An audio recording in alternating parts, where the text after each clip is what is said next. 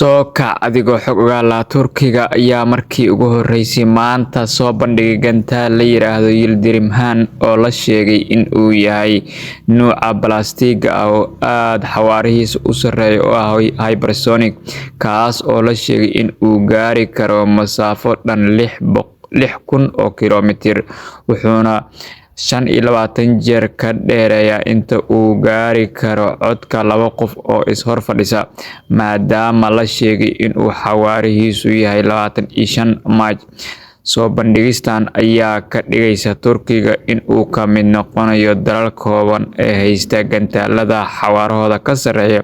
ee hypersonic ah. Tan ayaana sidoo kalena muujinaysa in Turkiga uu doonayo in uu yeesho awood militari oo madax bannaan oo gaari karta meelo fogfog sida Bariga Yurub, Bartamaha Aasiya iyo xitaa qaar ka mid ah dalalka Afrika, wuxuuna markii ugu horeysay Turkiga dhaafayaa masaafo iyo xawaaro gantaalo ilaa hadda ay adeegsaneen xitaa Iran. Trump ayaa wax yar ka hor shaaciyay in uu hakiyay howlgalkii uu 2 maalin ka hor sheegay in lagu furayo marin-biyoodka Hormuz si ay u maraan maraakiibta ganacsiga, wuxuuna sheegay go'aankan in uu gaaray kadib markii codsi uga yimid Pakistan iyo dalal kale, isagoo intaa ku daray in horumar weyn laga sameeyay heshiis dhammaystiran oo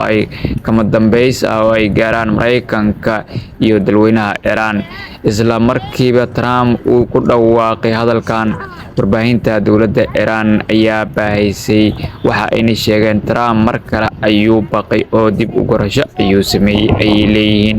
Dhinaca kale, war soo baxay ayaa waxa uu sheegay Trump oo qorsheynaya inuu booqasho ku tago Shiinaha bisha May ayaa la kulmay cadaadis ka haysta dagaalka Iran oo booqashadiisa ay ku adkaanayso isagoo aan wax guul ah ka gaarin.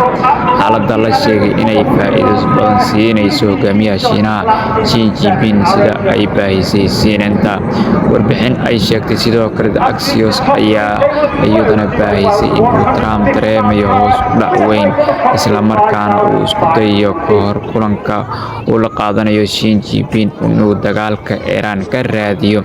natiijo guul loo sawiran karo, taa oo haddii aysan dhicin Trump ka dhigaysa mid aanan dhiiranayn ama cod dhiiran aan la hortagi karin. Hogaamiyaha Shiinaha Xi Jinping oo doonayo inuu cadaadis ku saaro Trump, hase yeeshee Iran ayaa uga faa'iidaysato